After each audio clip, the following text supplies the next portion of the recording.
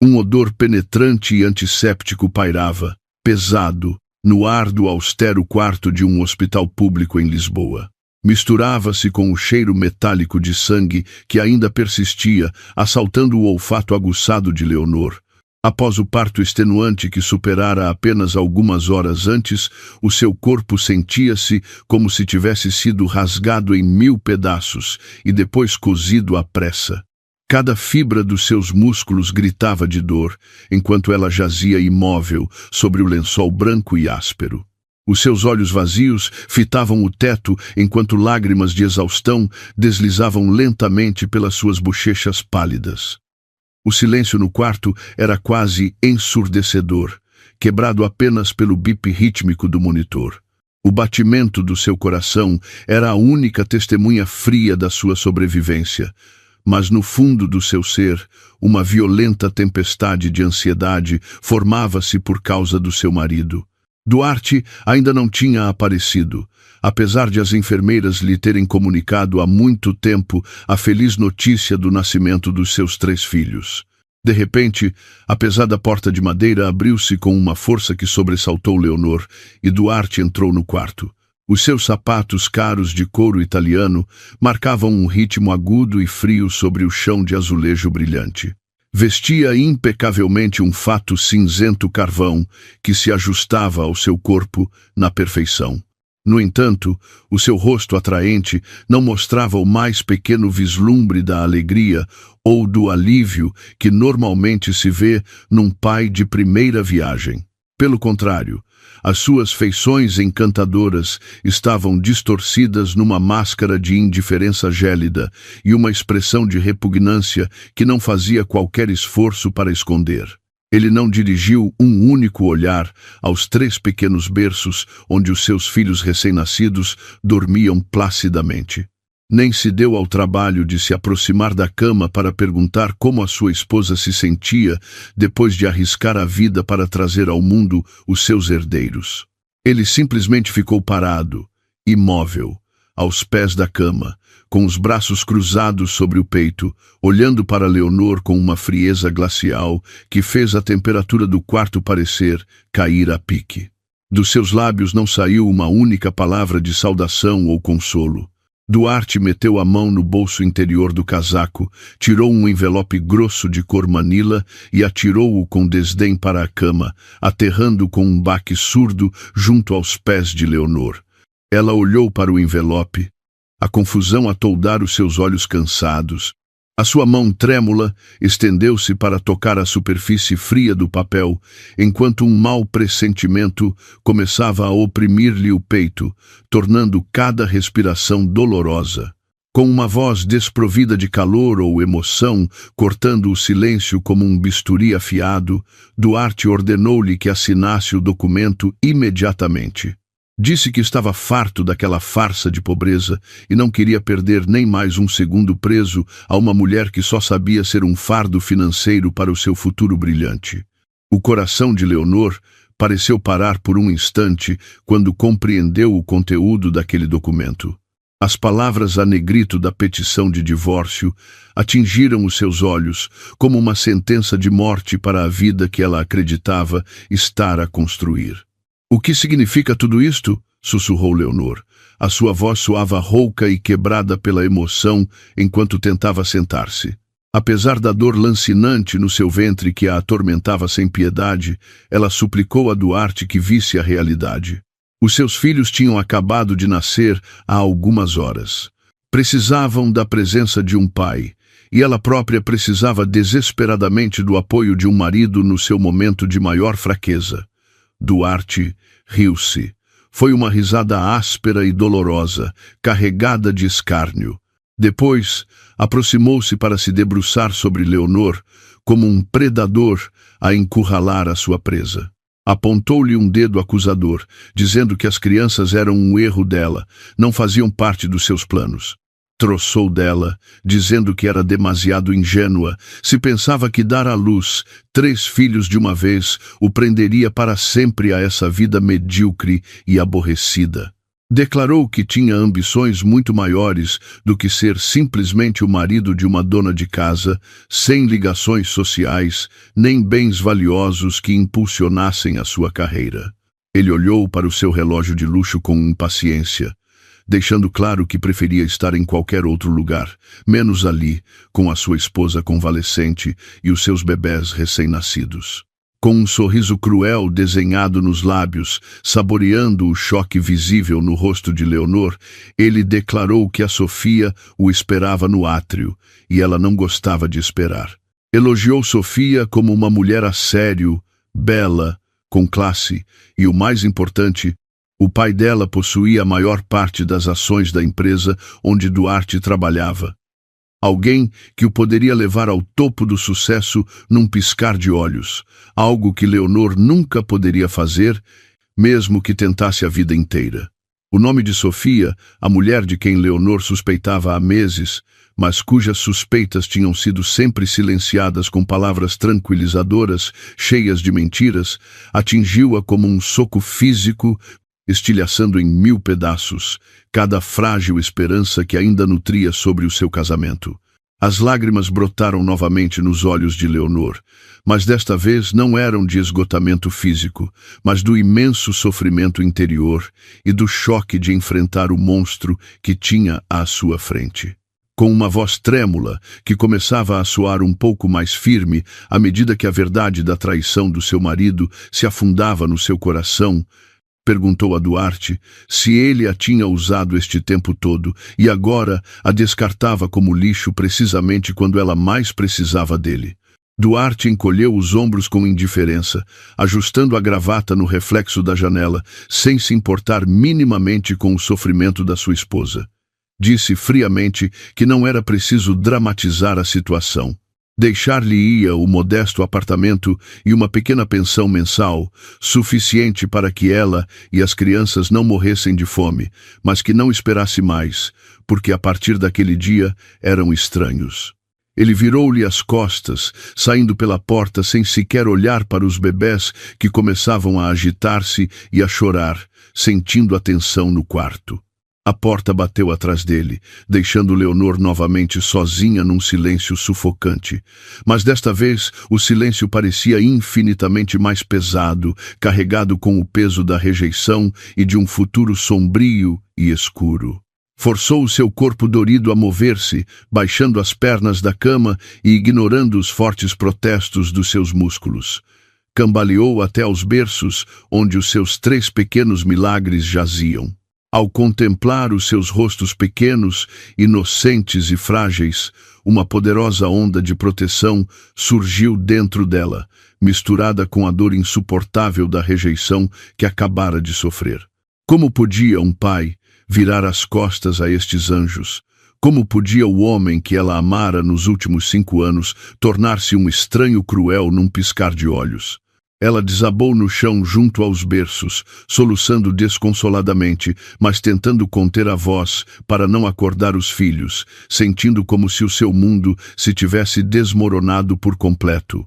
Os minutos passaram, pesados como séculos, enquanto Leonor permanecia sentada, mergulhada num abismo de desespero, até que umas batidas educadas mas firmes na porta a devolveram à crua realidade.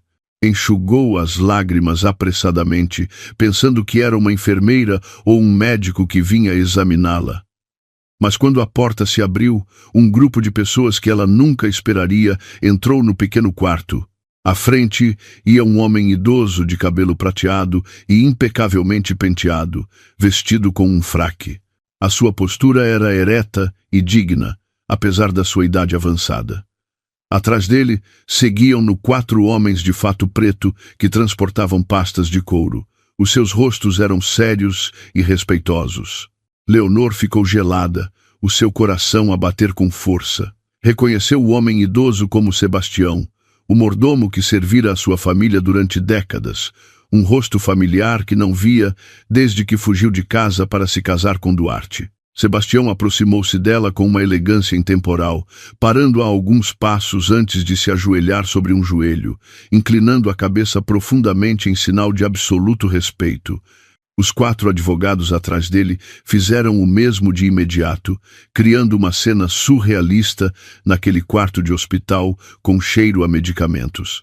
A voz de Sebastião tremeu ligeiramente com a emoção contida enquanto saudava a jovem menina Leonor e pedia desculpa por ter demorado tantos anos a encontrar lá. Leonor sentiu que lhe faltava o ar. A fachada de dona de casa comum que usara durante tanto tempo começou a rachar. Sussurrou o nome do idoso, perguntando-lhe como a tinha encontrado ali. Sebastião levantou o olhar, os seus olhos refletindo uma mistura de tristeza e alívio ao olhar para a mulher que outrora fora a menina que ele costumava levar aos ombros a correr pelos jardins da mansão.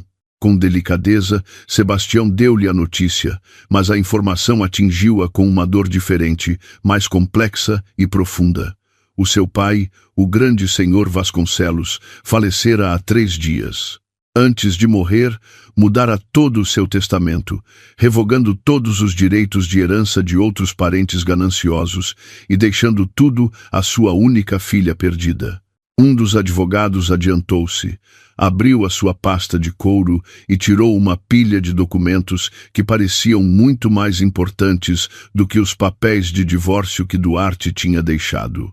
Com um tom de respeito profissional, o advogado disse que, segundo este testamento legal, Leonor era agora a acionista maioritária do Grupo Vasconcelos e a única proprietária de um patrimônio pessoal avaliado em 1.000 milhões de euros, incluindo propriedades, fundos fiduciários e investimentos globais.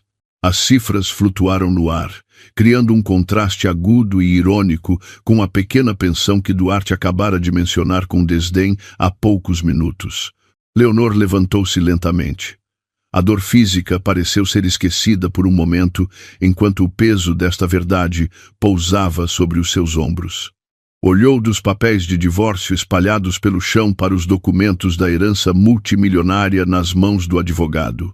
A ironia amarga era tão afiada que sentiu como se saboreasse sangue na boca.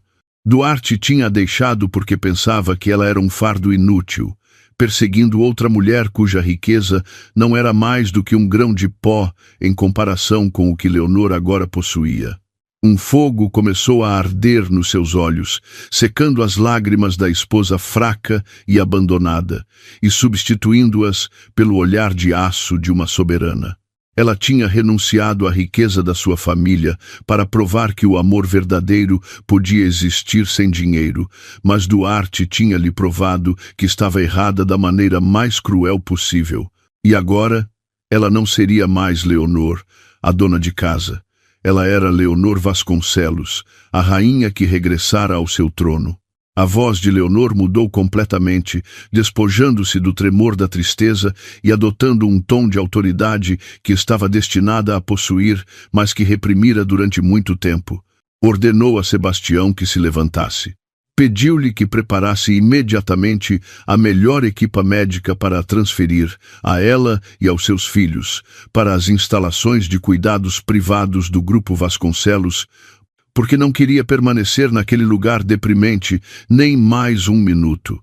Aproximou-se dos papéis do divórcio, apanhou-os e rasgou-os lentamente em pedaços, deixando os fragmentos caírem no chão como flocos de neve de luto por um casamento morto.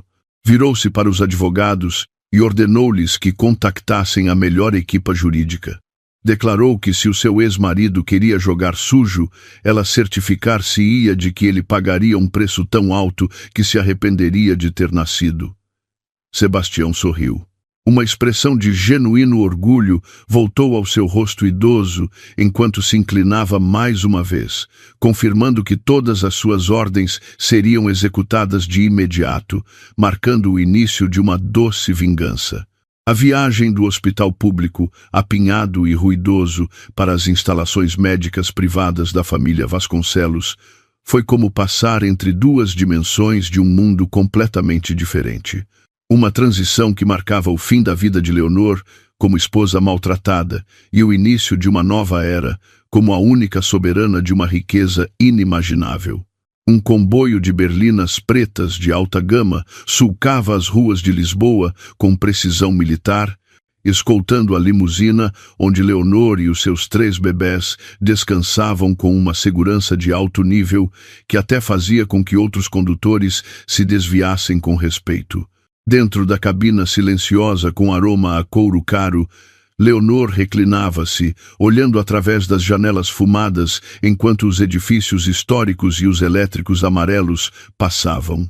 À medida que o sol se punha, levando consigo os últimos vestígios da sua ingênua vida passada, Sebastião sentava-se à sua frente com as costas direitas, vigiando as 3 avançadas incubadoras portáteis que transportavam os pequenos herdeiros Vasconcelos com a alerta de um guardião leal, garantindo que nenhuma sacudidela perturbasse o seu sono profundo. Ao chegar ao pavilhão VIP da Clínica Vasconcelos, Leonor não foi recebida como uma paciente qualquer, mas como uma rainha que regressa do campo de batalha com as feridas da vitória que deviam ser saradas de imediato. Todo o andar superior tinha sido desocupado exclusivamente para ela, transformado numa suíte médica que superava em muito os padrões de qualquer hotel de 5 estrelas do país. As paredes estavam revestidas com painéis de mogno quentes, o chão coberto com tapetes persas grossos e macios, e a vista noturna da cidade de Lisboa estendia-se desde as janelas do chão ao teto, oferecendo uma perspectiva de poder absoluto.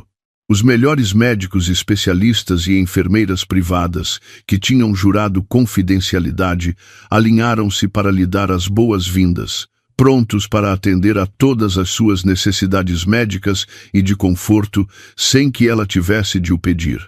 Leonor foi deitada numa cama com lençóis de seda da mais alta qualidade, sentindo um conforto físico que contrastava brutalmente com a dor lancinante que a crueldade de Duarte lhe deixara no coração umas horas antes.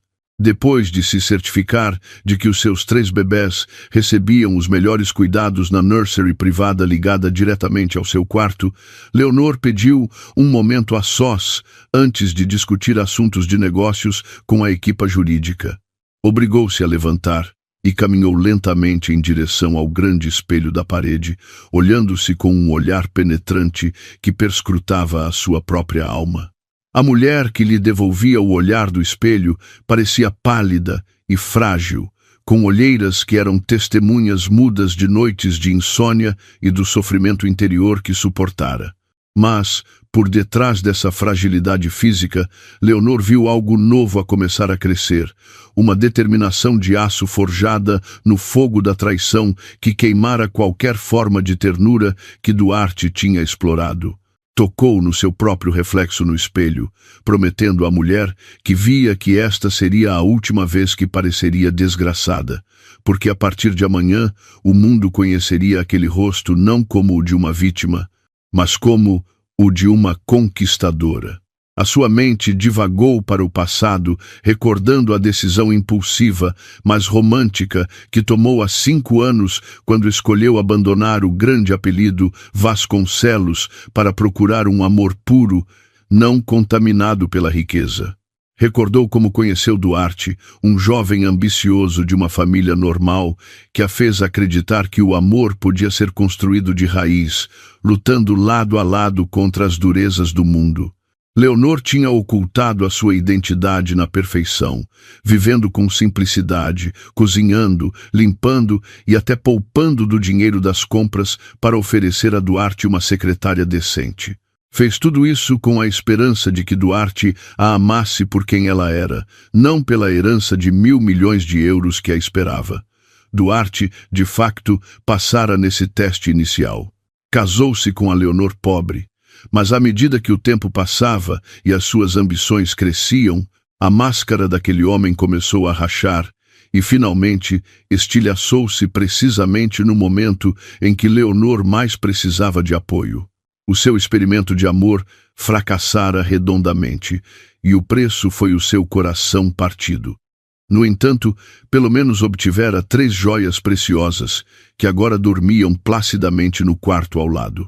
As suas divagações foram interrompidas quando Sebastião bateu suavemente à porta, informando-a de que a equipa de advogados seniores estava pronta para realizar a transferência oficial de ativos e poder, segundo o testamento do seu falecido pai. Leonor anuiu convidando-os a entrar e a atmosfera do quarto mudou instantaneamente de uma suíte de recuperação para uma tensa sala de reuniões.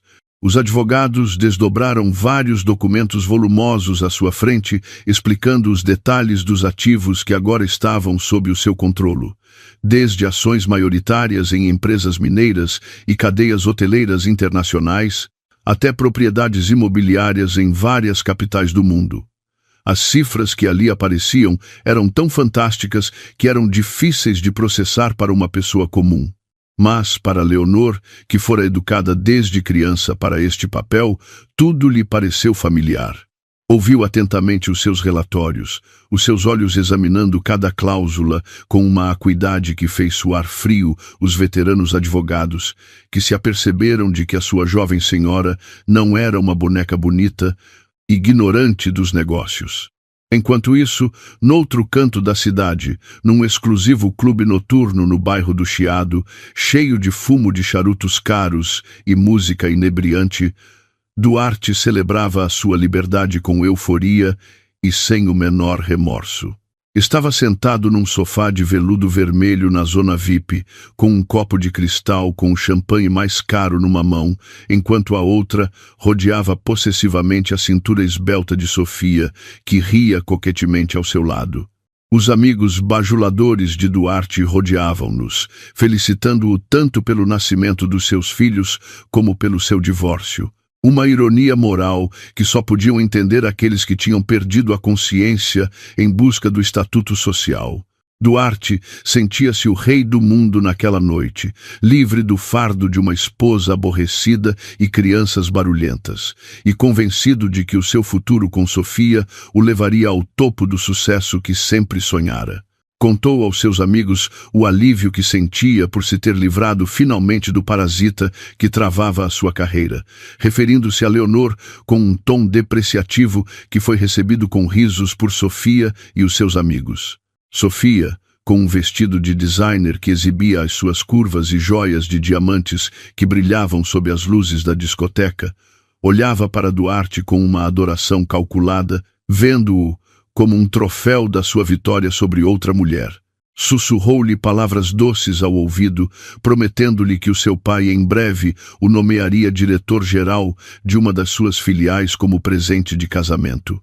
Duarte sorriu de orelha a orelha, o seu ego nas nuvens, sentindo que a sua decisão de se divorciar de Leonor era a jogada empresarial mais brilhante que fizera na sua vida.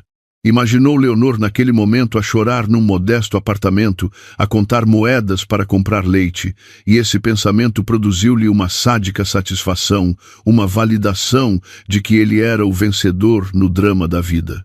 Mal sabia ele que, muito acima dele, na verdadeira torre de marfim do poder, a mulher que ele humilhara estava a preparar uma tempestade de destruição especialmente para ele.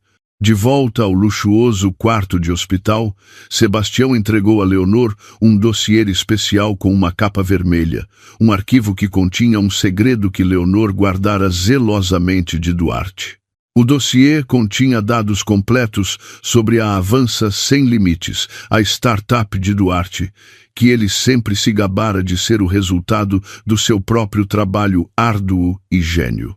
Leonor folheou as páginas do relatório financeiro da empresa com um sorriso irônico, vendo o facto de que, durante os últimos 3 anos, a empresa de Duarte estivera à beira da falência repetidas vezes, mas sempre que estava prestes a colapsar, aparecia sempre um investidor anjo ou um projeto milagroso que a salvava no último segundo. Duarte voltava sempre para casa com arrogância, gabando-se das suas grandes negociações, sem nunca saber que esse investidor anjo era o próprio fundo fiduciário de Leonor, canalizado através de várias empresas fantasma para proteger o orgulho do seu marido. Leonor olhou para as cifras dos investimentos que injetara secretamente para apoiar os sonhos do homem que agora a descartara como lixo. Durante todo este tempo, vivera com austeridade, Abstivera-se de comprar roupa nova, fingindo que o seu salário como tradutora freelancer mal chegava para comer, quando na realidade estava a injetar milhões de euros para cobrir a incompetência de Duarte na gestão do seu negócio. O amor a cegara a fizera estar disposta a ser a heroína anônima nos bastidores, permitindo que Duarte vivesse na ilusão de que era um empresário de sucesso e independente. Mas naquela noite, essa ilusão tinha de terminar da maneira mais dolorosa, para que Duarte se apercebesse de que, sem Leonor, ele não era mais do que um homem comum com habilidades medianas e demasiados sonhos. Leonor pegou na caneta de ouro que Sebastião lhe ofereceu, a sua ponta a pairar sobre o papel da ordem de cessação da cooperação de investimento. Com uma voz tranquila, mas que continha uma autoridade mortal, Leonor perguntou a Sebastião sobre o estado da injeção de fundos deste trimestre, que deveria chegar na manhã seguinte para salvar as operações da empresa de Duarte. Sebastião explicou em detalhe que, sem esses fundos, a empresa de Duarte entraria em incumprimento com fornecedores e bancos em menos de 48 horas, o que levaria à penhora de ativos e à falência total. Leonor anuiu lentamente. Os seus olhos não mostravam a menor piedade ao recordar o rosto frio de Duarte quando lhe atirou os papéis do divórcio. Disse a Sebastião que já era hora de Duarte aprender a valer-se por si mesmo, sem a muleta que tanto desprezara. Era hora de ele sentir o frio do verdadeiro mundo dos negócios, sem o cálido manto protetor de Leonor. Com um movimento firme, Leonor assinou o documento de cessação do investimento. O traço da sua tinta sobre o papel branco era como uma sentença de morte para a carreira de Duarte, e ela não parou por aí. Também instruiu a equipa jurídica a começar a reclamar todos os empréstimos bonificados que tinham sido concedidos através das empresas fantasma, com os juros comerciais completos aplicáveis, segundo os contratos que Duarte nunca lera com atenção, demasiado confiante em si mesmo. Ordenou a Sebastião que contactasse todos os bancos que tinham dívidas pendentes com a empresa de Duarte e exercesse uma pressão subtil para que endurecessem as condições de crédito ou exigissem o pagamento imediato. Isto não era simplesmente uma retirada de apoio. Era um ataque financeiro coordenado, desenhado para paralisar o alvo de um só golpe, inesperado e devastador. Terminados os assuntos de negócios, Leonor pediu a Sebastião que aproximasse uma das incubadoras da sua cama. Contemplou o pequeno rosto do seu filho a dormir, os seus dedinhos a agarrarem com força a manta, como se procurasse um apoio neste novo e estranho mundo. Leonor tocou suavemente no vidro da incubadora, sussurrando uma promessa aos seus filhos de que nunca lhes faltaria amor nem bens materiais em toda a sua vida. Prometeu ser pai e mãe para eles e certificar-se-ia de que o homem que os rejeitara nunca teria o direito nem a oportunidade de lhes voltar a fazer mal. A presença dos seus filhos tornou-se a sua nova fonte de força, transformando a tristeza no combustível de uma ambição ilimitada para construir uma fortaleza inexpugnável à sua volta. A noite avançava e as luzes de Lisboa cintilavam à distância como milhões de olhos a testemunhar o renascimento de uma deusa da vingança. Leonor apoiou a cabeça na almofada, sentindo o esgotamento físico começar a apoderar-se dela, mas a sua mente permanecia acutilante e desperta, planeando o próximo movimento nesta partida de xadrez. Sabia que Duarte acordaria amanhã com uma ressaca, mas essa dor de cabeça não seria nada comparada com a enxaqueca financeira que o atingiria assim que pusesse um pé no seu escritório. Leonor fechou os olhos. Um sorriso leve e misterioso desenhou-se nos seus lábios, imaginando o rosto aterrorizado de Duarte ao dar-se conta de que o seu mundo estava a desmoronar-se, enquanto ela observaria a destruição da sua torre de marfim, com uma chávena de infusão quente na mão, desfrutando do espetáculo que acabara de começar. Passaram-se 3 meses desde aquela noite fatídica no hospital, tempo suficiente para uma frágil lagarta se transformar numa borboleta de aço, pronta para conquistar os céus. Leonor encontrava-se no meio do ginásio privado, situado na ala leste da sua nova residência. O suor empapava o seu corpo, agora muito mais tonificado e firme, graças a um treino intensivo e disciplinado. Acabara de terminar uma sessão de 1 hora de kickboxing com um treinador profissional de artes marciais, canalizando cada gota de raiva e decepção do seu passado em golpes mortais contra o saco de boxe. A sua transformação física era espantosa. A gordura residual da gravidez desaparecera, substituída por uma definição muscular subtil, mas forte. A sua pele, antes baça, agora brilhava graças a tratamentos de spa, rotineiros e à melhor nutrição. Já não era a mulher que baixava a cabeça com medo, mas uma guerreira amazona que preparava o corpo e a mente para a longa batalha que se avizinhava, olhando-se no espelho com um orgulho recém-descoberto. Depois de tomar banho e de se vestir, Leonor saiu do seu closet vestindo um fato de negócios de um designer de renome, feito à medida para se ajustar perfeitamente ao seu corpo. Um casaco branco marfim com um corte afiado nos ombros dava-lhe um ar de autoridade indiscutível, combinado com calças a condizer e saltos altos que a faziam parecer imponente. O seu cabelo comprido, que antes costumava usar apanhado de qualquer maneira, estava agora cortado num moderno e elegante bob assimétrico, emoldurando um rosto maquilhado de forma natural, mas decidida, que realçava a acuidade e o cálculo do seu olhar. Sebastião já esperava no átrio principal com um tablet na mão, pronto para lhe dar o relatório diário. Os seus olhos mostravam admiração ao ver a senhora que agora abraçara por completo a sua identidade como líder do grupo Vasconcelos. Cada passo de Leonor sobre o chão de mármore ressoava com confiança, um sinal para o mundo de que o seu tempo de luto terminara e a sua era de liderança começara. O comboio de carros de Leonor chegou em frente à Torre Vasconcelos, um arranha-céus de 50 andares que simbolizava o domínio econômico da sua família na Avenida da Liberdade.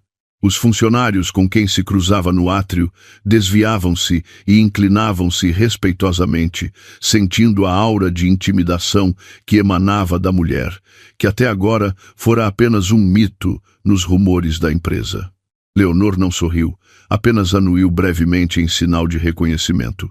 O seu rosto permaneceu frio e indecifrável enquanto se dirigia ao elevador executivo privado que a levaria diretamente ao andar mais alto.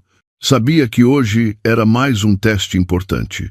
A reunião mensal do Conselho de Administração, onde enfrentaria os acionistas minoritários e os velhos executivos que ainda duvidavam da sua capacidade para dirigir este gigante. No entanto, Leonor não sentia o menor medo. Estudara cada centímetro dos relatórios da empresa durante longas noites de insônia, memorizando cada cifra e estratégia até que se impregnaram no seu ser. Dentro da magnífica sala de reuniões com uma mesa oval de teca maciça, a tensão era tão palpável que quase se podia tocar quando Leonor entrou e ocupou o assento principal na cabeceira da mesa. Os diretores, na sua maioria homens que lhe dobravam a idade, trocaram olhares céticos, subestimando a jovem e bela mulher que consideravam sortuda simplesmente por ter nascido rica. Um dos diretores mais antigos, o Sr. Almeida, com um tom condescendente, tentou explicar a Leonor termos financeiros básicos, como se ela fosse uma menina perdida. Leonor deixou-o falar até ao fim, o seu rosto tranquilo e sem expressão, antes de abrir a boca e silenciar toda a sala com uma análise acutilante sobre a ineficiência operacional na divisão que o próprio Sr. Almeida dirigia. Expôs dados detalhados sobre fugas orçamentais e a diminuição do rendimento durante os últimos 3 trimestres, sem olhar para uma única nota, fazendo com que o rosto do Sr. Almeida empalidecesse de vergonha e medo. Leonor não parou por aí. Anunciou uma reestruturação massiva que cortaria projetos improdutivos e reorientaria o investimento da empresa para o setor da tecnologia verde e da infraestrutura digital. As suas decisões eram firmes, lógicas e visionárias, demonstrando que tinha um instinto para os negócios muito mais agudo do que o do seu pai. Desafiou qualquer um que não estivesse de acordo com a sua nova visão a apresentar a sua demissão nesse mesmo momento, porque não precisava de passageiros clandestinos na sua viagem para levar o grupo Vasconcelos ao próximo nível. O silêncio apoderou-se da sala enquanto os diretores se davam conta de que não estavam a lidar com uma menina mimada, mas com uma leoa disposta a devorar qualquer um que se interpusesse no seu caminho. A reunião terminou com uma submissão absoluta, e a notícia da firmeza de Leonor espalhou-se por todo o edifício como um rastilho de pólvora, consolidando a sua posição como a nova soberana a quem se devia temer e respeitar. Enquanto isso, noutro canto da cidade, o ambiente na sede da empresa de Duarte avança sem limites. Era o oposto do esplendor e da ordem da Torre Vasconcelos. O caos reinava como uma doença contagiosa. Os telefones tocavam sem parar. O pessoal corria com rostos de pânico e as pilhas de faturas por pagar amontoavam-se na recepção. Duarte estava sentado no seu escritório desarrumado, com a camisa arregaçada e a gravata frouxa. O seu cabelo estava despenteado porque não parava de o puxar com frustração. Olhava para o ecrã do computador que mostrava um gráfico do fluxo de caixa da empresa em queda livre para o vermelho intenso. Uma visão de terror que nunca imaginou que ocorreria tão rápido. O misterioso investidor que fora o seu salvador desaparecera de repente sem deixar rasto, cortando todo o fluxo de fundos vital, precisamente quando ele mais precisava de capital para a grande expansão que prometera aos seus novos acionistas. O seu diretor financeiro, um homem de meia-idade que parecia consumido pelo estresse, entrou a tremer no escritório com as últimas más notícias que fizeram o sangue de Duarte ferver.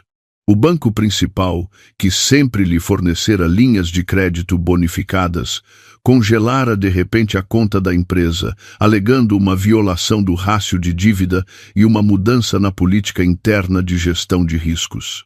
Não só isso, 3 dos seus principais fornecedores de matérias-primas tinham detido os envios nessa mesma manhã, exigindo o pagamento a pronto de todas as faturas pendentes antes de voltarem a enviar um único parafuso.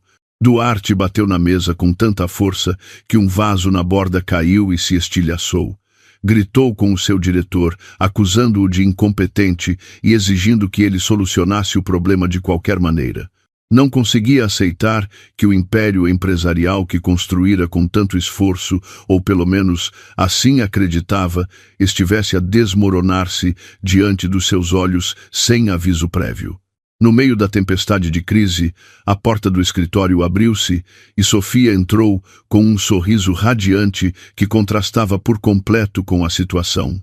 Usava um vestido de coquetel vermelho e várias sacas de compras de boutiques de luxo. O seu perfume caro encheu rapidamente a sala que cheirava a suor e estresse. Sofia sentou-se no colo de Duarte sem se importar com o seu rosto tenso e começou a tagarelar sobre os planos para a sua faustosa festa de noivado, que deveria realizar-se num hotel de 5 estrelas na semana seguinte. Queixou-se de quão difícil era conseguir uma reserva no salão de baile que queria e pediu a Duarte que transferisse o pagamento inicial de vários milhares de euros de imediato para que ninguém lhes tirasse a data. A insensibilidade de Sofia perante a situação repugnou Duarte pela primeira vez, mas ele engoliu o seu incômodo porque ainda precisava dos contactos do pai de Sofia para salvar a sua empresa moribunda. Duarte tentou afastar Sofia com suavidade, mas com firmeza, tentando explicar-lhe que a empresa estava a passar por alguns problemas técnicos e que a liquidez era escassa devido a investimentos a longo prazo. Mentiu com fluidez, ocultando o facto de que estava quase na bancarrota, porque sabia que uma mulher como Sofia não quereria estar com um fracassado. Pediu a Sofia que fosse um pouco paciente com a festa, ou talvez que pedisse ao pai que adiantasse os custos temporariamente, com a desculpa de que os fundos de Duarte estavam bloqueados num depósito. O rosto de Sofia azedou de imediato. Levantou-se e acusou Duarte de ser pão duro, dizendo que os seus ex-namorados nunca tinham colocado problemas por dinheiro para a sua felicidade. Essas palavras feriram o ego de Duarte, colocando-o ainda mais sob pressão para manter uma fachada de sucesso em frente à mulher por quem deixara a sua esposa e filhos. De volta à Torre Vasconcelos, Leonor estava sentada confortavelmente num sofá de couro no seu escritório, desfrutando de uma infusão de ervas, enquanto ouvia o relatório de inteligência que Sebastião lhe entregava com um tom plano, mas satisfatório. Sebastião informou que Duarte fora rejeitado por 5 bancos diferentes nesse dia e as suas tentativas de pressionar o pai de Sofia para injetar fundos também tinham fracassado, já que o próprio pai de Sofia enfrentava uma auditoria fiscal repentina. Uma coincidência cuidadosamente orquestrada pela equipa jurídica de Leonor. Leonor sorriu levemente, saboreando a sua infusão lentamente, o doce sabor da vitória a começar a formar-se. Perguntou pelo projeto do terreno de ouro nos arredores de Lisboa, um projeto imobiliário que era a única esperança de Duarte para reverter a situação e obter um grande lucro que pudesse cobrir todas as suas dívidas. Era o projeto de sonho de Duarte, algo em cuja proposta trabalhara durante meses com total obsessão.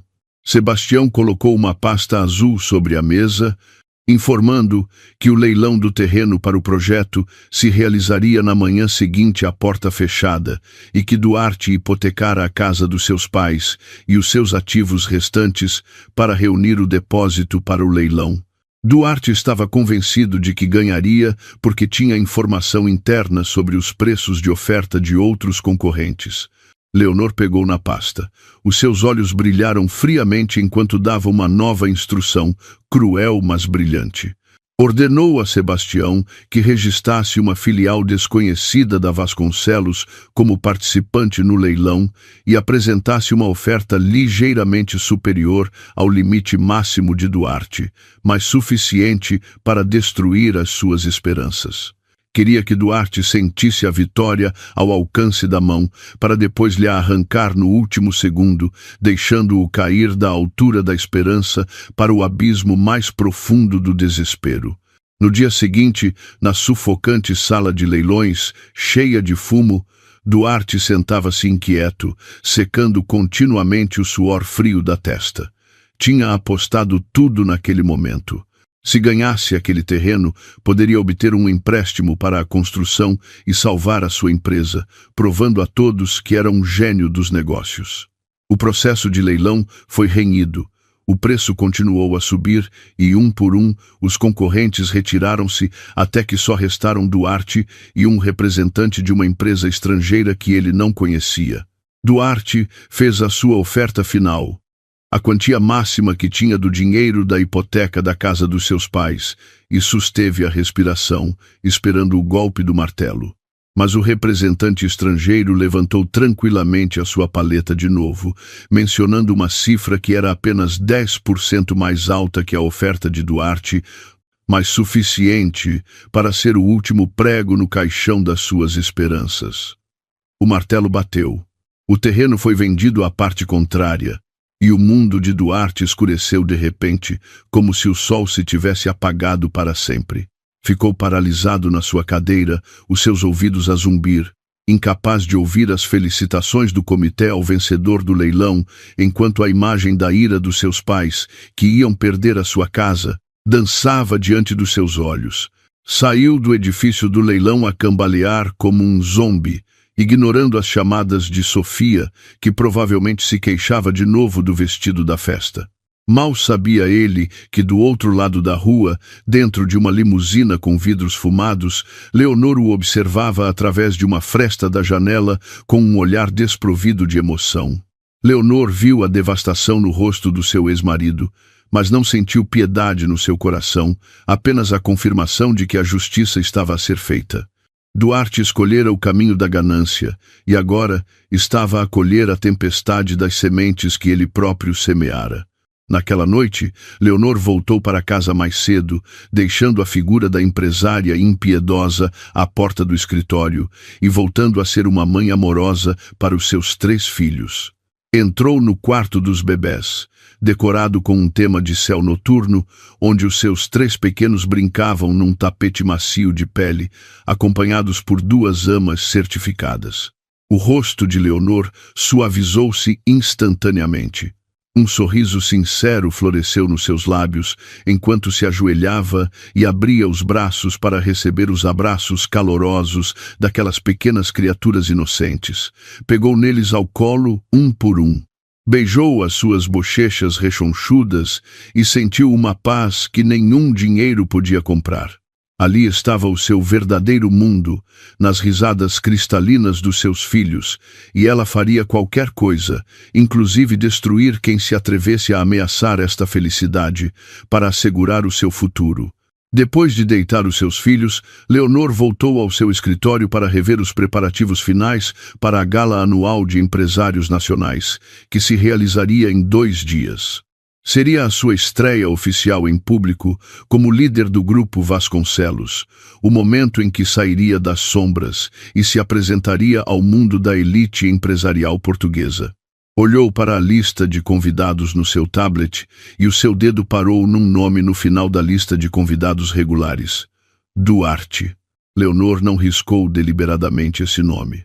Pelo contrário, pediu à sua secretária que enviasse um convite VIP especial a Duarte e Sofia, certificando-se de que eles viriam com a falsa esperança de encontrar um investidor.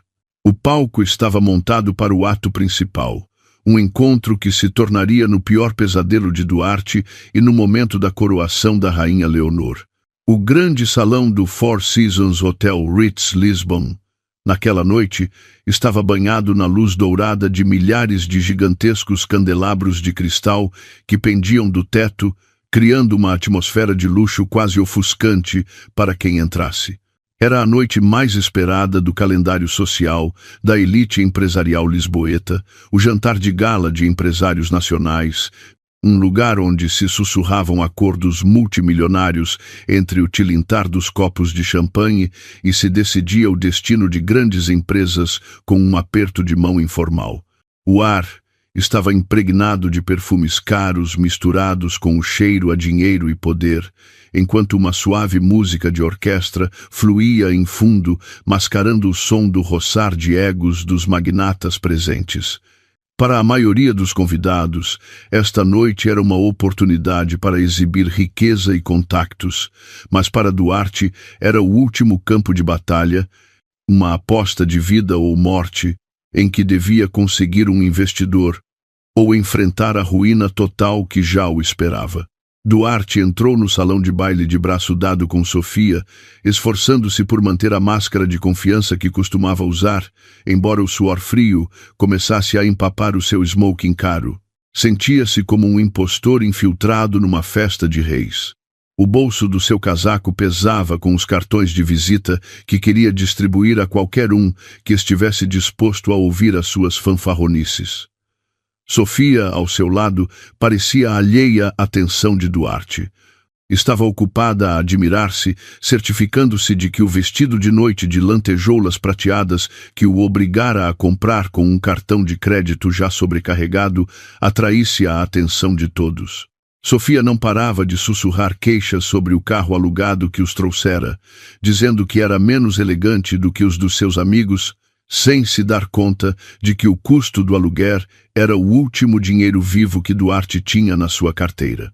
No meio da multidão densa, Duarte tentou cumprimentar alguns velhos conhecidos e antigos parceiros de negócios, esperando poder iniciar uma conversa sobre oportunidades de investimento na sua empresa moribunda.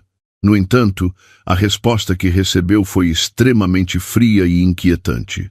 As pessoas que antes o recebiam calorosamente agora pareciam evitá-lo, dando desculpas triviais para se afastarem ou fingindo não o ver. Duarte começou a sentir um pânico crescente, apercebendo-se de que o cheiro a fracasso poderia ter se espalhado nesta elite mais depressa do que pensava. Ouvia rumores em cada canto da sala, sussurros sobre uma mudança de liderança no Grupo Vasconcelos, o gigante empresarial que estivera adormecido, e sobre um misterioso herdeiro único que, segundo se dizia, seria apresentado oficialmente naquela noite pela primeira vez. De repente, as luzes principais do salão atenuaram-se drasticamente, deixando um único foco de luz centrado na grande escadaria curva no final da sala. Instantaneamente, todas as conversas cessaram. A voz autoritária do apresentador ressoou pelos altifalantes, anunciando com grande respeito a presença da nova presidente do Conselho de Administração do Grupo Vasconcelos, a figura que lideraria o maior conglomerado de Portugal para uma nova era.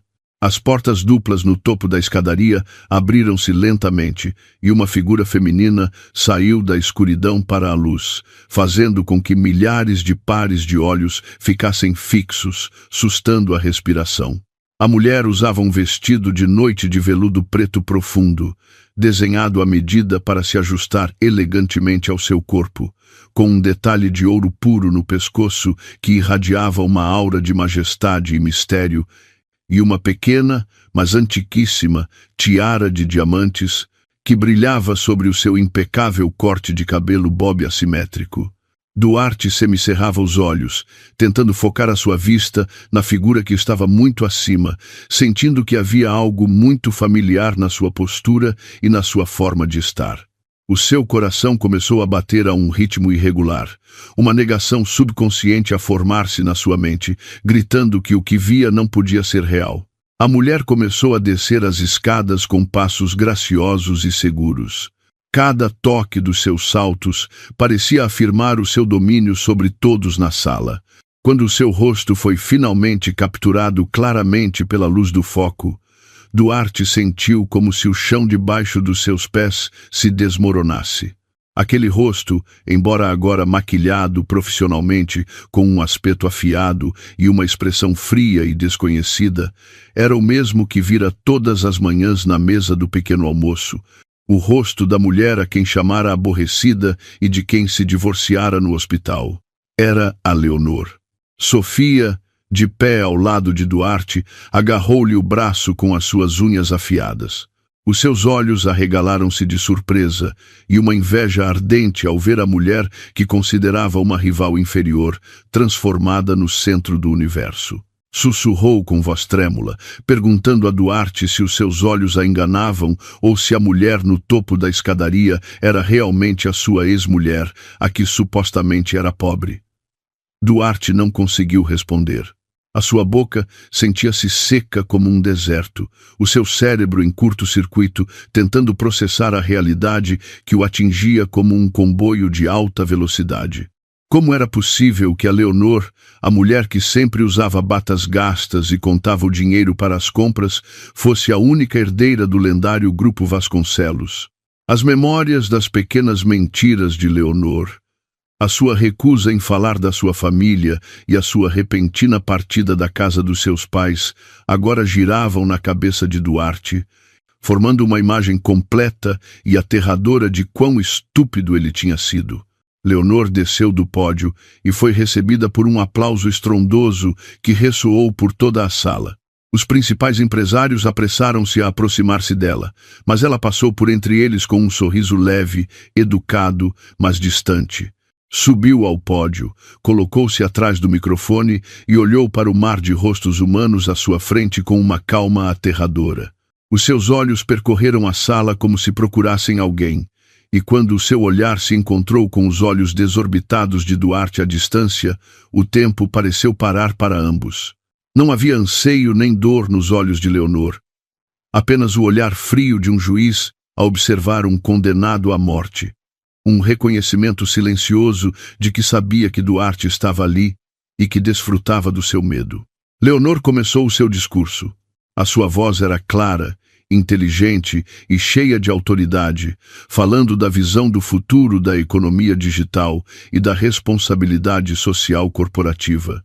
Temas que Duarte outrora pensara serem demasiado complexos para o cérebro simples da sua esposa.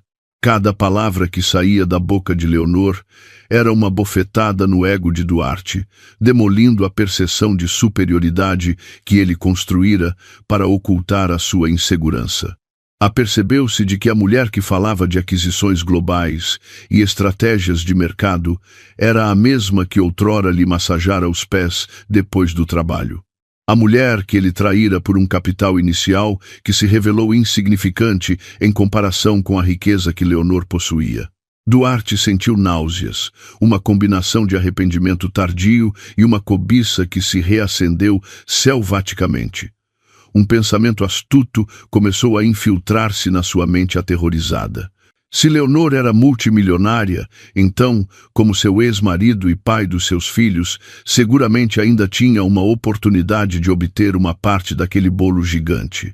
Soltou bruscamente a mão de Sofia, ignorando os seus protestos, e começou a abrir caminho entre a multidão para se aproximar do pódio, impulsionado pela ilusão de que poderia consertar tudo com uma conversa doce. O discurso de Leonor terminou e ela desceu do pódio, imediatamente rodeada por diretores de banco e figuras influentes que a queriam bajular, formando uma barreira humana difícil de penetrar. Duarte abriu caminho imprudentemente através da linha de guarda-costas, usando os cotovelos e o corpo para avançar, os seus olhos fixos na figura da sua ex-esposa como um louco. Quando finalmente conseguiu aproximar-se o suficiente para ser ouvido, gritou o nome de Leonor com uma voz forçada para soar familiar e carinhosa, esperando reacender algum sentimento antigo. Leonor parou, levantando lentamente a mão para indicar aos seus guarda-costas que deixassem o homem aproximar-se. Um sorriso misterioso apareceu nos seus lábios. A elite curiosa que os rodeava formou rapidamente um círculo, cheirando um drama interessante, o que fez com que Duarte sentisse que tinha o palco de que precisava para desdobrar o seu encanto. Duarte parou em frente a Leonor, tentando recuperar o fôlego e arranjar o seu fato desalinhado. Depois, pôs o seu melhor sorriso, aquele que sempre conseguira derreter o coração da mulher. Cumprimentou Leonor, chamando-lhe querida, fingindo que o divórcio e a humilhação no hospital nunca tinham acontecido, e elogiou a sua incrível aparência naquela noite. Disse em voz alta, para que os que estavam perto o ouvissem, que estava muito orgulhoso das conquistas da sua esposa e que sempre soube que ela ocultava o seu grande potencial para apoiar a carreira dele. Duarte tentou pegar na mão de Leonor, querendo mostrar ao mundo que ainda tinha um direito sobre a mulher mais poderosa da sala, um movimento desesperado para salvar a sua reputação destroçada. Mas a mão de Leonor não lhe respondeu. Em vez disso, ela cruzou os braços sobre o peito e olhou para Duarte com um olhar que poderia congelar a lava. Com uma voz tranquila, mas suficientemente alta para ser ouvida pelo círculo íntimo que os rodeava, Leonor interrompeu as tolices de Duarte com precisão cirúrgica. Corrigiu-o friamente, declarando: "Já não sou sua esposa, sou a senhorita Leonor Vasconcelos." E lembrou-lhe que fora ele quem lhe atirara os papéis do divórcio à cara quando ela acabara de dar à luz. As palavras deslizaram como punhais, fazendo com que o sorriso no rosto de Duarte se quebrasse e os convidados à sua volta começassem a sussurrar surpreendidos, olhando para Duarte com desprezo. Leonor não parou por aí. Continuou com um tom de negócios formal, dizendo que revira a proposta de colaboração que a empresa de Duarte apresentara ao Grupo Vasconcelos através de um terceiro, e que ela pessoalmente a rejeitara porque os padrões éticos e a competência de gestão de Duarte estavam muito abaixo das qualificações esperadas pela sua empresa. O rosto de Duarte ficou vermelho de vergonha. Sentiu-se despido em público, a sua integridade empresarial e o seu orgulho destroçados numa única frase breve e mortal. Tentou defender-se, gaguejando que era apenas um mal-entendido doméstico e que não deveria ser misturado com os negócios profissionais. Leonor soltou uma pequena risada, uma risada seca e sem humor. Depois inclinou-se um pouco para a frente para sussurrar, mas ainda audível para os mais próximos. A forma como uma pessoa trata a sua família é um reflexo de como tratará os seus parceiros de negócios. E um homem capaz de abandonar a sua esposa e filhos por umas poucas moedas não merece a confiança para gerir nem um cêntimo dos ativos do Grupo Vasconcelos. Leonor virou-se, dando as costas a Duarte, e fez um sinal a Sebastião de que terminara com aquela pequena interrupção. Continuou o seu caminho em direção à zona VIP, seguida pela comitiva de empresários que agora a olhavam com um respeito ainda maior. Duarte ficou de pé, imóvel, no meio do salão de baile, sozinho no meio da multidão, sentindo os olhares julgadores de centenas de olhos cravados nas suas costas. Sofia, que presenciara tudo à distância, não se aproximou para o consolar. Pelo contrário, foi vista a recuar lentamente e a desaparecer entre a multidão, claramente sem querer ser salpicada pela lama da humilhação que agora cobria Duarte. A noite que deveria ser a salvação de Duarte transformara-se no seu pior pesadelo, onde não só perdeu uma oportunidade de negócio, mas também se apercebeu de que deitara fora o diamante mais precioso do mundo para se agarrar a um punhado de areia que agora lhe escapava inutilmente por entre os dedos. Uma chuva torrencial caía sobre Lisboa naquela noite, como se o céu chorasse a estupidez de Duarte, que agora estava sentado, pensativo, no passeio molhado fora do luxuoso hotel, de onde acabara de ser expulso como um cão sarnento. O seu smoking caro estava encharcado e amarrotado. O seu cabelo, antes impecável, agora colado à sua testa de forma patética, e a chuva misturava-se com as lágrimas de frustração que corriam pelo seu rosto. A imagem de Leonor, de pé no pódio, irradiando uma aura de poder e riqueza ilimitada, continuava a girar na sua cabeça como um filme de terror que ele não conseguia desligar. De repente, a opressão no seu peito já não era pânico, mas o despertar de um novo plano. O arrependimento era uma perda de tempo. A ganância era um motivador muito mais forte. Convenceu-se de que Leonor ainda devia sentir algo por ele, pelo bem dos seus filhos. Tinha a certeza de que por detrás da atitude fria e profissional de Leonor no palco, ainda estava a mulher terna que sempre perdoava os seus erros. Ele só precisava de jogar a carta certa para reabrir a porta do seu coração e do seu cofre. Na manhã seguinte, Duarte apareceu em frente ao portão principal da residência privada da família Vasconcelos, com uma aparência muito diferente da noite anterior.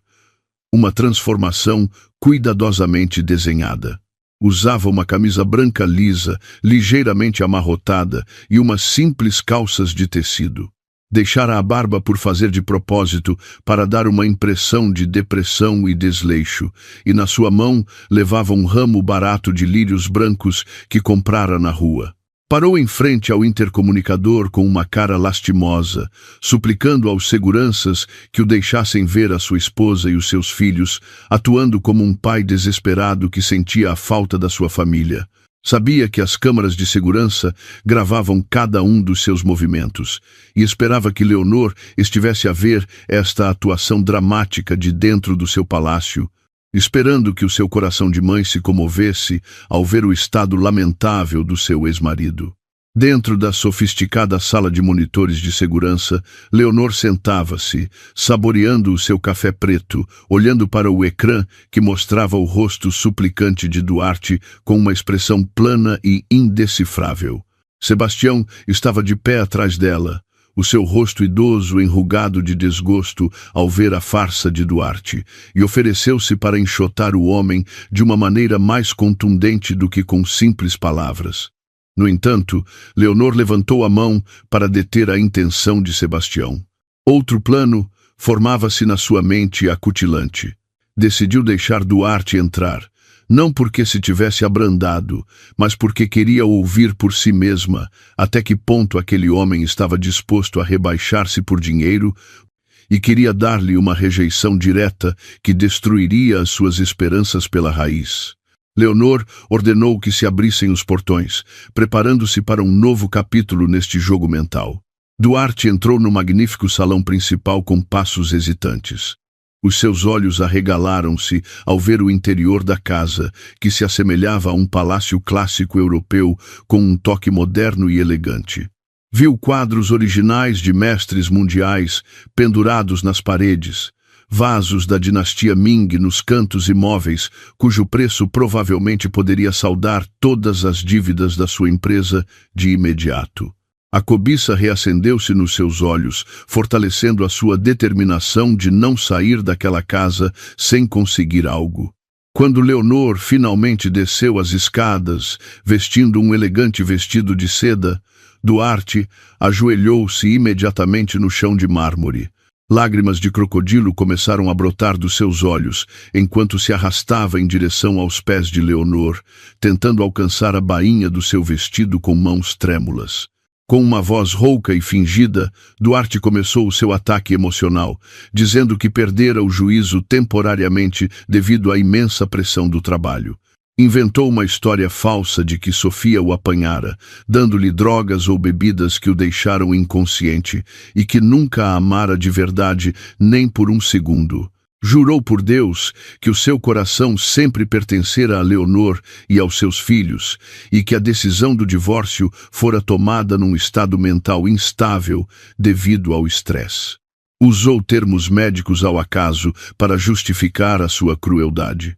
Suplicou a Leonor que se lembrasse dos bons momentos do seu namoro, das suas lutas juntos, e que lhe desse uma última oportunidade para consertar a sua família pelo futuro dos seus 3 inocentes bebés. Leonor ouviu todo o discurso de Duarte sem interromper. O seu rosto estava tão calmo como a superfície de um lago gelado, mas por detrás dessa calma escondia-se uma fúria controlada. Quando Duarte finalmente parou de falar, sem fôlego e sem lágrimas, Leonor deu um passo atrás para evitar o seu contacto, olhando-o com uma profunda repugnância. Começou a falar num tom baixo, mas afiado, desmontando, uma por uma, as mentiras de Duarte com factos irrefutáveis. Mencionou datas específicas em que Duarte fora de férias para Bali com Sofia, enquanto Leonor estava numa gravidez avançada e com dores. Mostrou provas de transferências de dinheiro do lar que Duarte usara para comprar joias para a sua amante, destruindo a narrativa de vítima que Duarte estava a construir. E não parou por aí. Leonor lançou então uma bomba de verdade ainda maior, apontando diretamente ao frágil ego de Duarte como homem e empresário. Revelou que durante todo este tempo ela fora o principal pilar do negócio de Duarte, explicando em detalhe como utilizara os seus fundos pessoais para cobrir as estúpidas perdas que Duarte causara com decisões empresariais impulsivas e incompetentes. Disse a Duarte que o sucesso de que tanto se orgulhava era apenas uma ilusão comprada com o dinheiro da esposa, a quem chamava parasita, e que sem a intervenção de Leonor, Duarte teria sido um indigente há 2 anos. O rosto de Duarte empalideceu e depois enrubesceu de uma vergonha misturada com uma raiva explosiva ao dar-se conta de que vivera da misericórdia da mulher que subestimava. A máscara de arrependimento de Duarte estilhaçou-se instantaneamente, substituída pelo seu verdadeiro rosto, feio e cheio de rancor. Levantou-se e começou a apontar para Leonor com rudeza, gritando, acusando Leonor de ser uma mentirosa astuta que ocultara deliberadamente a sua riqueza para brincar com ele e testá-lo como a um rato de laboratório. Torceu os factos, dizendo que a sua infidelidade fora o resultado da desonestidade de Leonor, que procurara uma fuga porque sentia uma distância criada pelos segredos da sua esposa, uma lógica retorcida.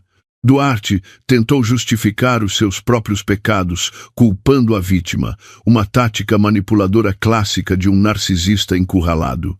Exigiu uma compensação pelo seu tempo e pela sua juventude desperdiçados com Leonor, gritando que tinha direito a uma parte da herança como bens comuns do casal.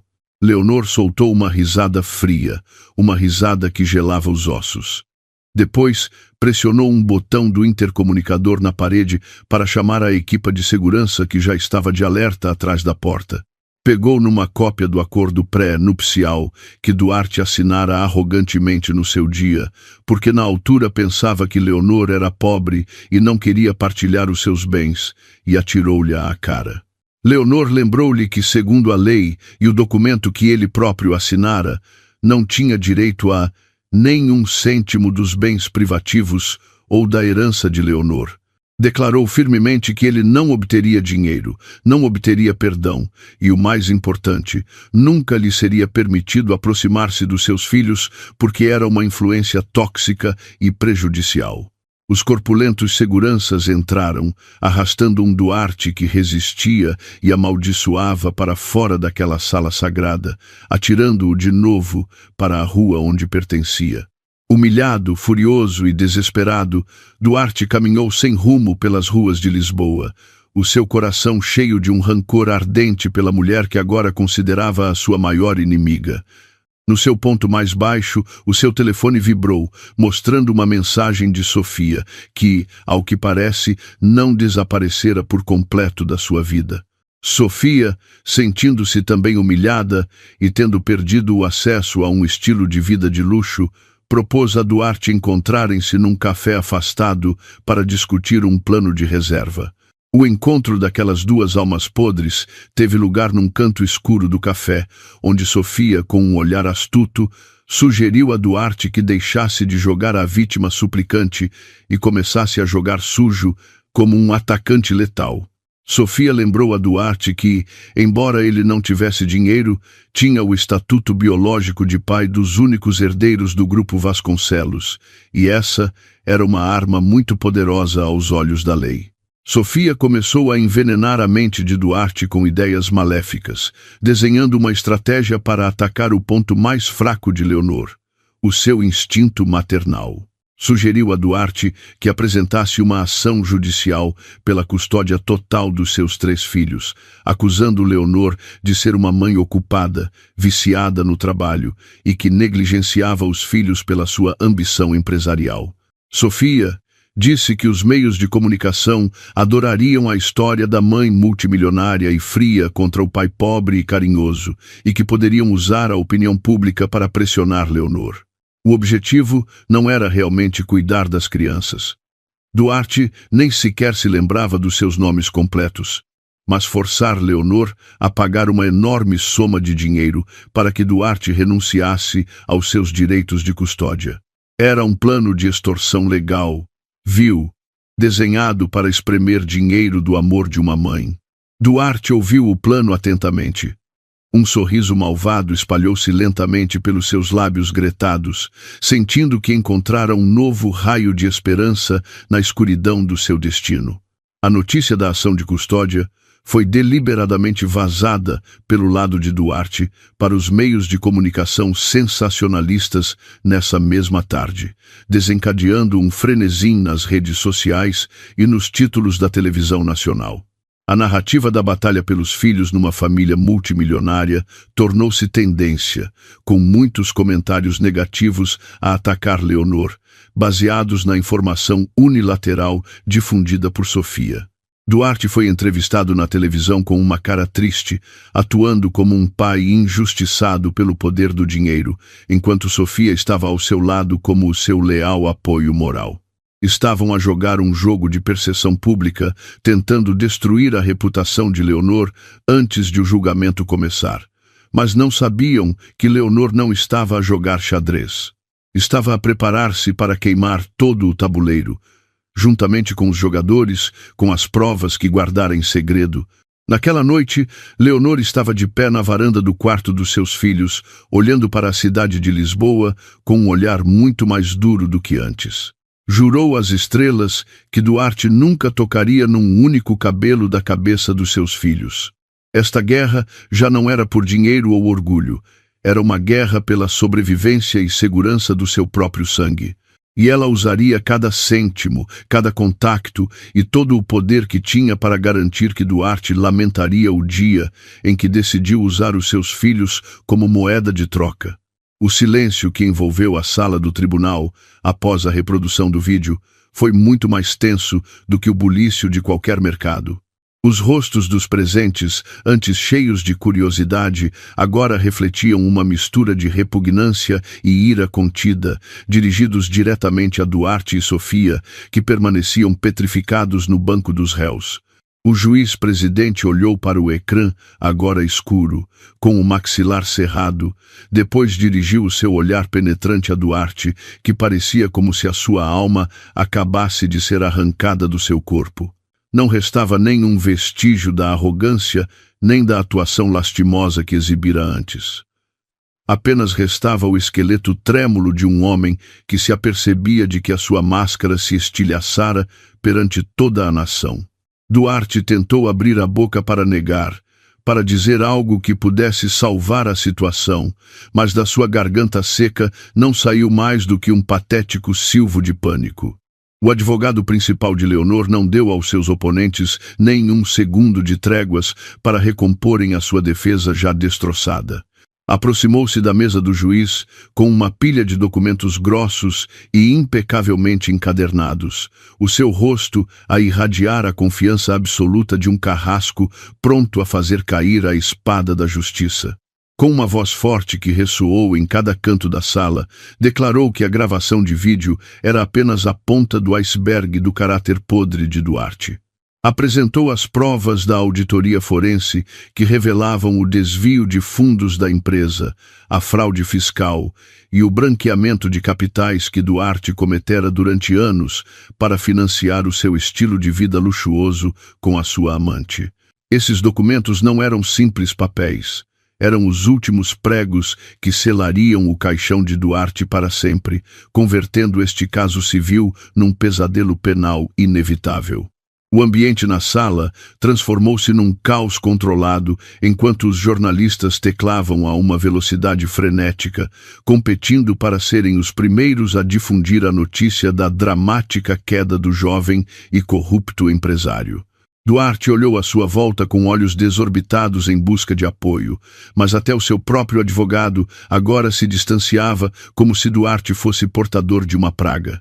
O advogado baixou a cabeça, ocupado a ordenar os seus papéis, preparando claramente uma estratégia para salvar a sua própria reputação e abandonar o seu cliente já afundado. Traição após traição começou a ocorrer no lado contrário. Uma visão irônica e satisfatória para Leonor, que observava tranquilamente o desmoronamento daquela aliança malvada do outro lado da mesa. Não precisava de fazer mais nada. A verdade que revelara tornara-se uma arma automática que disparava sem cessar contra os seus inimigos. Ao lado de Duarte, Sofia começou a soluçar histericamente, mas desta vez não eram lágrimas falsas para procurar simpatia, mas lágrimas de puro terror ao ver o seu futuro destruído diante dos seus olhos. De repente, levantou-se e gritou que não sabia nada do plano de extorsão, afirmando que Duarte a obrigara e que ela era apenas uma vítima da manipulação daquele homem malvado. Sofia tentou soltar-se da mão de Duarte, que tentava segurá-la, criando um espetáculo vergonhoso em que os dois amantes se culpavam e atacavam mutuamente em frente ao juiz.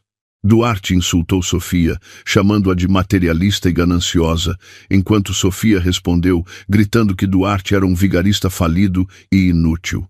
A cena foi tão patética e degradante que o juiz teve de bater o martelo repetidamente e com força para restabelecer a ordem na sua sala sagrada.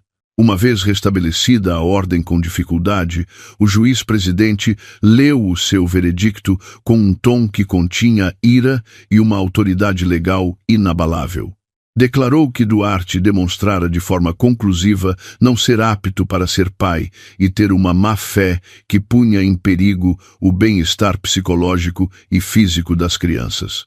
O juiz revogou a Duarte todos os direitos de custódia e visita de forma permanente, concedendo a custódia total e exclusiva a Leonor, sem condições.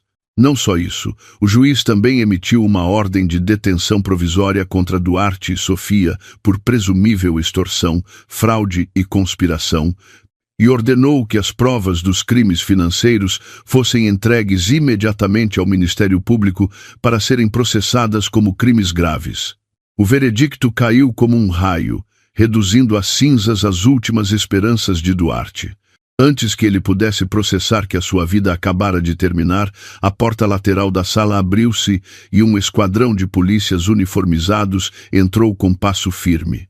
Moveram-se rapidamente em direção ao banco dos réus, ignorando os fracos protestos de Duarte, que ainda tentava escudar-se num estatuto social que já não existia.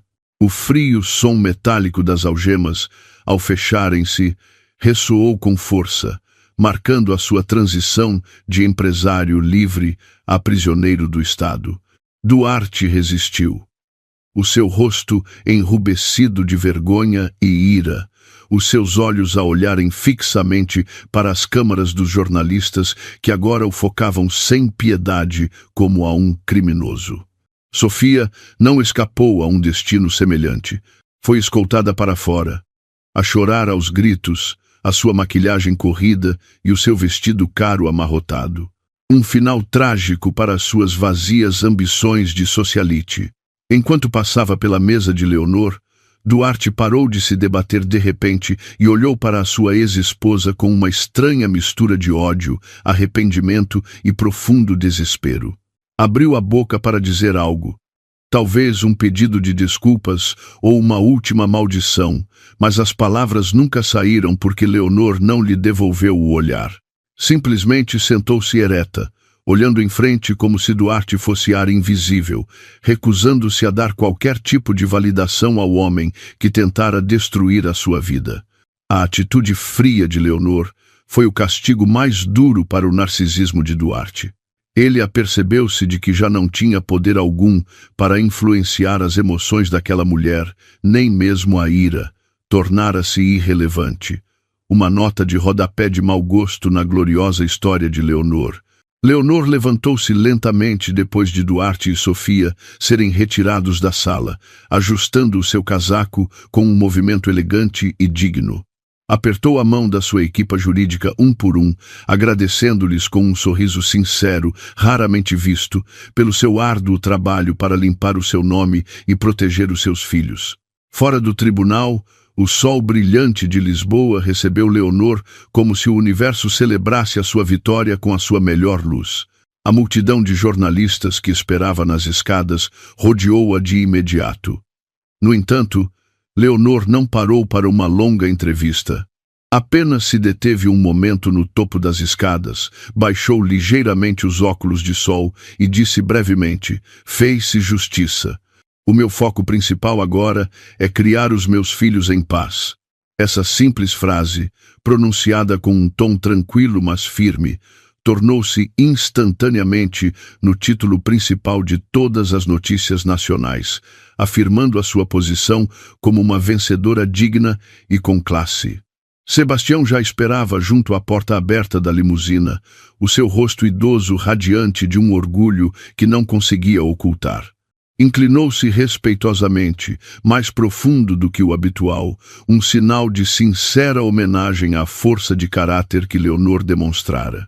Leonor devolveu o sorriso ao seu leal mordomo, sentindo que o pesado fardo que oprimira o seu peito durante meses finalmente se levantava por completo. Entrou no carro fresco e confortável, fechando a porta ao bulício do mundo exterior e exalando um longo suspiro que libertou a última tensão dos seus músculos. No silêncio da cabina do carro, finalmente permitiu-se sorrir amplamente. Não um sorriso cínico de vitória, mas um sorriso puro de liberdade.